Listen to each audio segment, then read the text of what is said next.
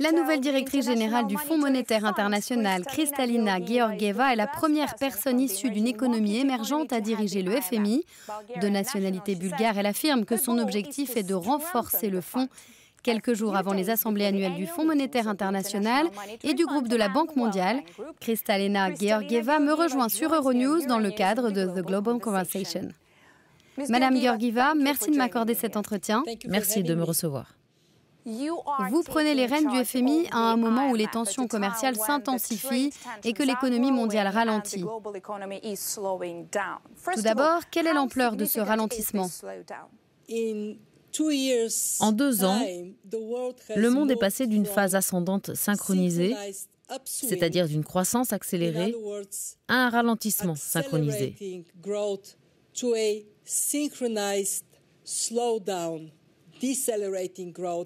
Et nos prévisions pour cette année et l'année prochaine montrent que ce ralentissement a déjà des répercussions sur la grande majorité des régions du monde.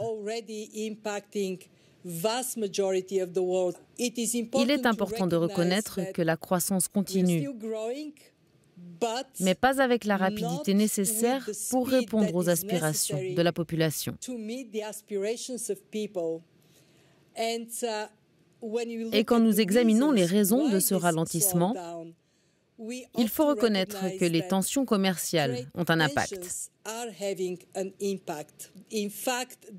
En fait, les services du FMI ont calculé l'impact global des tensions commerciales et en ont fourni une statistique assez significative. D'ici 2020, le PIB mondial va se contracter de 0,8%, ce qui signifie que 700 milliards de dollars seront perdus en raison de l'impact combiné des droits de douane et de la perte de confiance.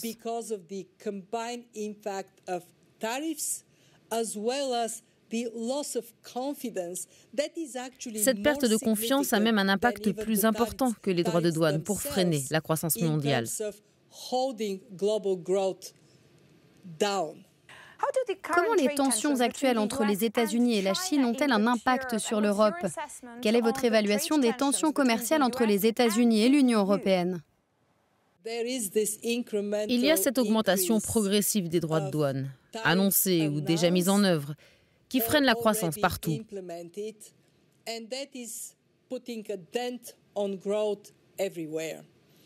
Et dans le même temps, nous ne sommes pas seulement préoccupés par ces droits de douane mauvais pour la croissance.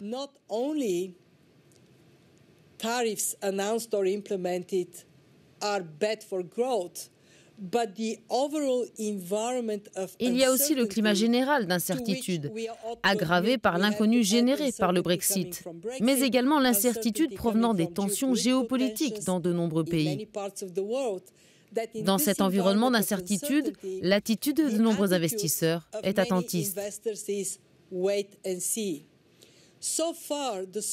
Jusqu'à présent, le ralentissement a été plus marqué dans les activités manufacturières. Mais il est fort possible que si l'incertitude continue de dominer, et encore, je tiens à souligner que le commerce n'est pas la seule cause d'incertitude, nous risquons de voir des retombées sur la consommation. Et donc nous agitons le drapeau pour dire « Attendez une minute, nous devons penser à trouver un meilleur environnement pour la durabilité de la croissance. » Le commerce est bon pour la croissance, pour l'emploi, mais également pour réduire la pauvreté. Il y a un fait dont nous parlons peu. Ce sont les ménages à faible revenu qui sont les plus durement touchés. Car ce sont les biens qu'ils achètent qui deviennent plus chers en l'absence de libre-échange dans le monde.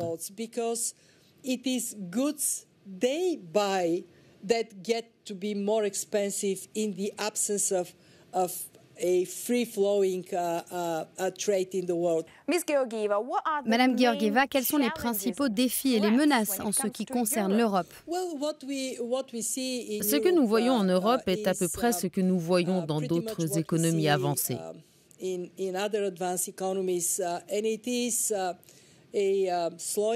y a une croissance qui ralentit, L'inflation est inférieure à l'objectif et parallèlement, les outils de politique monétaire sont déjà assez largement utilisés. Dans cet environnement où il n'y a pas beaucoup de place pour mettre en œuvre des politiques accommodantes, nous invitons les pays à se concentrer davantage sur d'autres outils pour insister sur la croissance.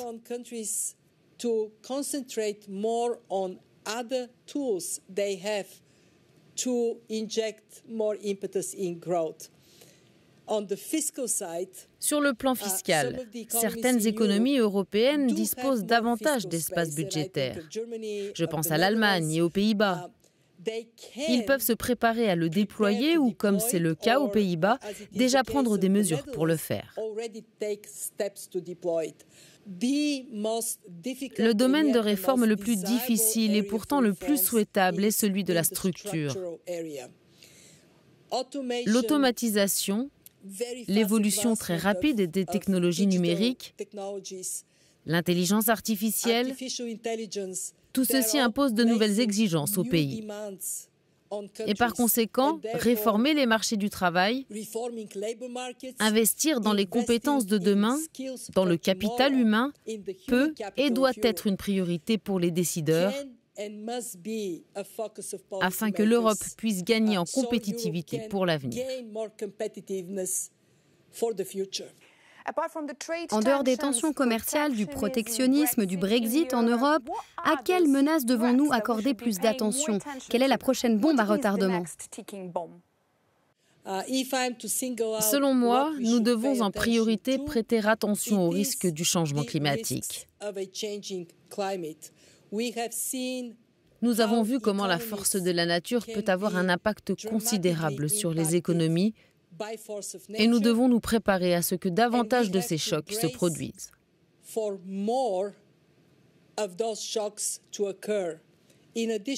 En plus de cela, nous sommes plus vulnérables au terrorisme. Nous devons être mieux préparés aux changements et aux chocs soudains, afin de construire des économies plus agiles et plus adaptables, et aussi d'investir dans la résilience pour l'avenir.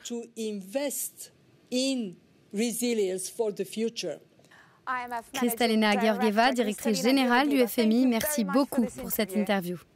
Thank you.